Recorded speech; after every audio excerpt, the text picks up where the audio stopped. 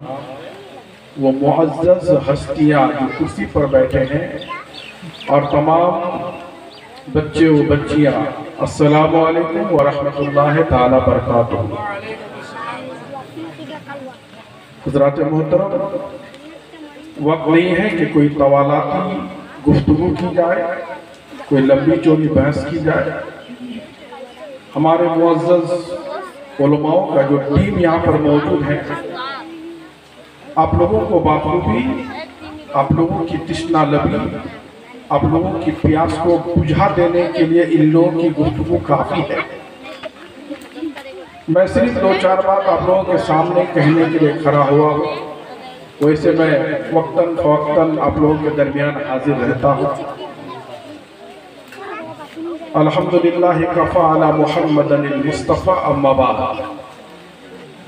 قال رسول اللہ صلی اللہ تعالی علیہ وسلم العلم نور۔ حضرات محترم، اسی کے اوپر دو چار بات کروں گا۔ ایک بار درود پاک پڑھ لیں، اللہم صلی علی سیدنا شفیعنا مولانا محمد بارک و سید صلاۃ و سلام علیک یا رسول اللہ صلی اللہ تعالی علیہ وسلم۔ یہ نورانی قافلے کے درمیان میں یہ حسین منظر جو آپ لوگوں کے سامنے درشائی گئی، جسے دستار بندی کہتے ہیں، ہم لوگ ان جگہوں پر پہنچ نہیں پاتے جہاں پر ہم لوگوں کے بچے، ہم لوگوں کے علاقے کے طلبہ علم دین حاصل کرتے ہیں اور یہ مقام عروجیت کو حاصل کرتے ہیں اور اپنے مقام تک پہنچتے ہیں۔ ہم لوگوں کی ماتھے کی نگاہ بہت کم یہ روح پرور منظر دیکھ پاتی ہے۔ مرشد برحق کے ہاتھ سے یہ تاج پوشی ہو جائے، اپنے اساتذاؤں سے ہمارے شاہد رضا بابو کی تاج پوشی ہو چکی تھی، مگر متمنی خواہش کہ ہم اپنوں کے بیچ میں اپنے مرشد برحق سے اپنے ماتھے پہ تاج پہن لیں۔ سبحان اللہ، یہ خوش نصیبی ہے ہم سبوں کی بھی، اور ہم لوگ ان آنکھوں نے جو دیکھا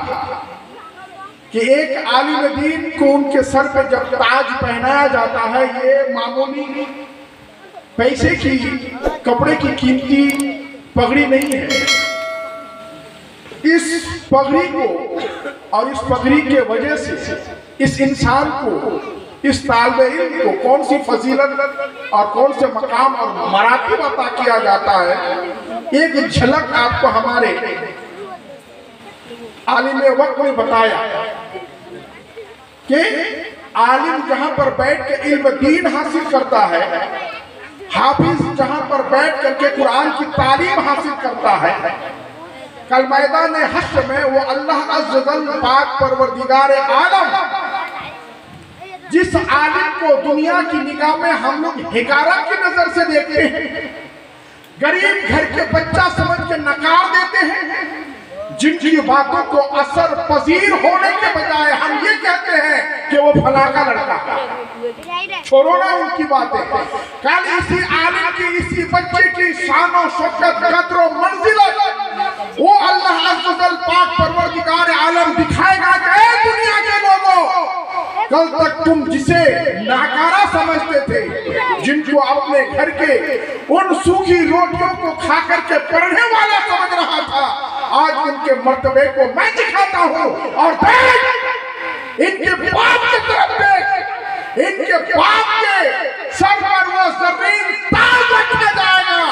کہ اس زمانے کے پیغمبر اعظم لوگ کہیں گے میدان حشر میں کہ یا اللہ الہ العالمین، یہ کون پیغمبر ہے؟ تو میرا مقدس رب فرمائے گا یہ کوئی پیغمبر نہیں ہے، بلکہ میرے نبی کے امتی کا وہ عالموں کا باپ ہے، اور ان کے سر پہ یہ تاج رکھا گیا ہے۔ سبحان اللہ، سبحان اللہ۔ دوستان عزیز، یہ مقام ان کے باپ کو عطا کیا جائے گا۔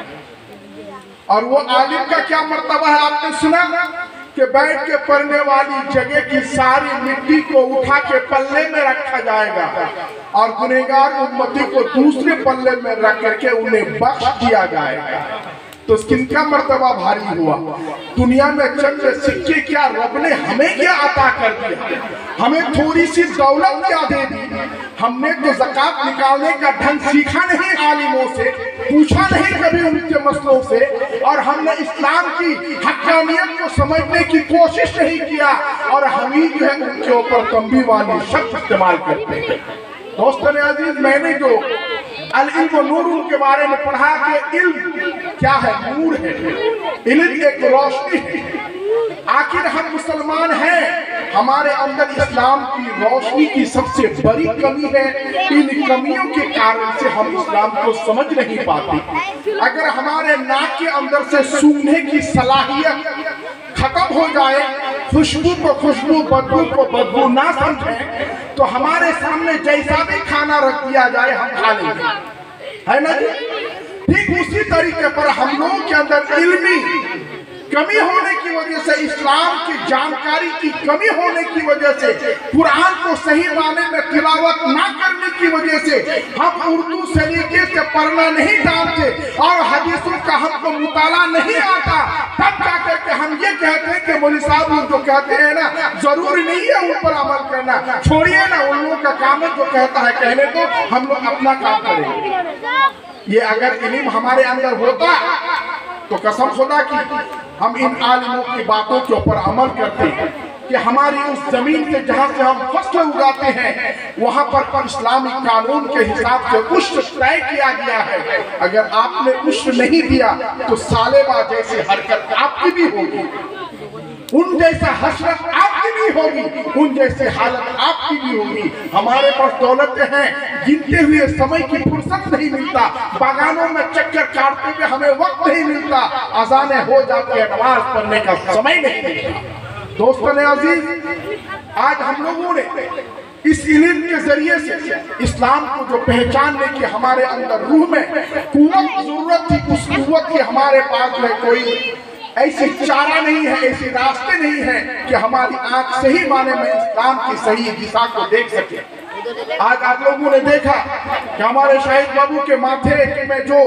تاج رکھا گیا، مرشد پرہق نے ان کی تاج پوشی کی اور علماء کرام نے ان کے سامنے ان کے سر پہ ہاتھ رکھا۔ ایسے نہ جانے جب ان کی اپنے مدرسے پھپھن شریف میں ان کو تاج پوشی ہوا تھا تو اس وقت ہم جیسے اور جان پہچانے عالم نہیں، بلکہ وہ ایک مدبر علماء تھا، ایک فصیح اللسان تھا، ایک طریق البیان تھا، اپنے وقت میں عالم وقت تھے، اپنے وقت میں مفتیان کرام تھے۔ انہوں نے ان کے سر پہ پھپھن شریف میں تاج پہنا کر کے اسلام کی ذمہ داری دے کر کے بتایا تھا، جاؤ بیٹا اسلام کا غازی بن کر کے گھومو اور دنیا کے لوگوں کو اسلام کی تعلیم دے کر پھرو۔ دوستان عزیز، ہر عالم کے ساتھ ساتھ وہ غازی بھی ہیں، کیونکہ ہر وقت ان کے سر پہ ایک ایسی تلوار لٹک رہی ہے کہ کبھی نہ کبھی ان کا گردن اڑ ہی سکتا ہے۔ دوستان عزیز، ہم لوگ عالموں کو یوں ہے سمجھ لیے ہیں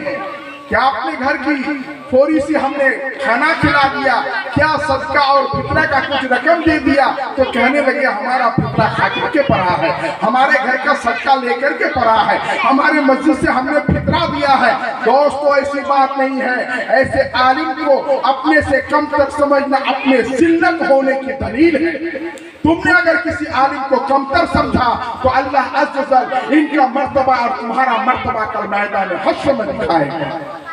اللہ عز و جل کی بارگاہ میں دعا ہے، مالک و مولا، ہم لوگ گنہگار، خطاکار، بدکار ہیں مولا، مگر یہ عالموں کے جھوٹ اور ان کے صحبت میں رہنے کے ساتھ ہم لوگوں کو ان سے محبت کرنے کی توفیق عطا فرما اور ان کے بتائے ہوئے قول و فعل اور حدیثوں کے اوپر عمل کرنے کی توفیق عطا فرما۔ اور ساتھ ہی ساتھ میں دوستان عزیز، یہ بہترین خوشنما منظر جو آپ نے دیکھا، اپنے ماتھے کی آنکھوں سے میں یہ کہوں گا کہ دعا کے بعد صلاۃ و سلام فاتحہ کھانے کے بعد ہمارے شاہد رضا صاحب قبلہ مدظل العالی والنور، یہ جو بہترین ایک عالم بن کر کے ہم لوگوں کے درمیان میں کھڑے ہیں، ان سے ضرور مصافحہ معانقہ کریں اور ان کو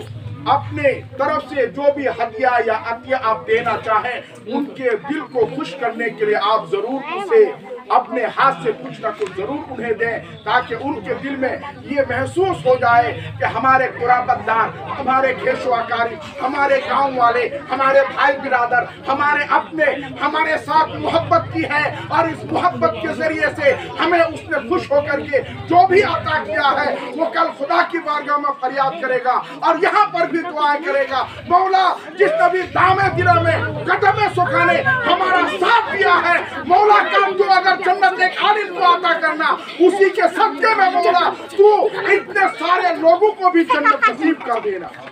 دوستان عزیز، آپ لوگوں سے میں صلاۃ و سلام کے بعد فاتحہ کھانے کے بعد ضرور کہوں گا کہ حضرت سے ملیں اور مصافحہ اور معانقہ کے درمیان یا ان کے ہاتھ میں آپ لوگ جو بھی دینا چاہیں، یا اگر آپ لوگوں کو ابھی بھی سمے ہے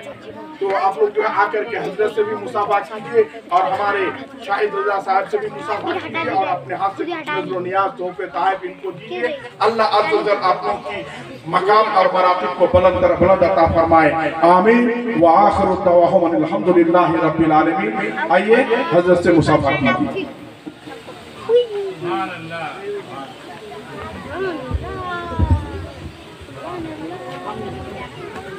سبحان اللہ سبحان اللہ۔ آئیے آئیے، آپ لوگ آپ ہی کے گاؤں کا عالم دین ہے، انشاءاللہ آگے چل کے آپ ہی کے گاؤں میں، آپ کے گاؤں میں اسلام کا کام کریں گے، تبلیغ کا کام کریں گے، اسی لیے آئیے آپ لوگ ان سے مصافحہ کیجئے، کیونکہ اللہ کے نبی نے فرمایا جس نے کسی عالم سے مصافحہ کیا گویا اس نے مجھ سے مصافحہ کیا، تو آپ ایک عالم سے مصافحہ کریں گے گویا کہ آپ اللہ کے نبی سے مصافحہ کریں گے۔ آپ آئیے اور مولانا شاہد رضا صاحب سے آپ لوگ اپنی اپنی حیثیت کے مطابق مصافحہ کریں، تاکہ آج یہ منظر دیکھ کر کے جو دوسرے بچے مدرسوں کی طرف جانا نہیں چاہتے ہیں ان کے دل میں یہ خواہش پیدا ہو کہ ہمیں بھی ایک دن عالم بننا ہے اور یہی موقع حاصل کرنا ہے۔ لہٰذا سبھی حضرات آئیں اور جناب محمد شاہد رضا صاحب سے مصافحہ معانقہ کریں اور ان کی حوصلہ افزائی کریں۔ نعرہ تکبیر، نعرہ رسالت، یا رسول اللہ۔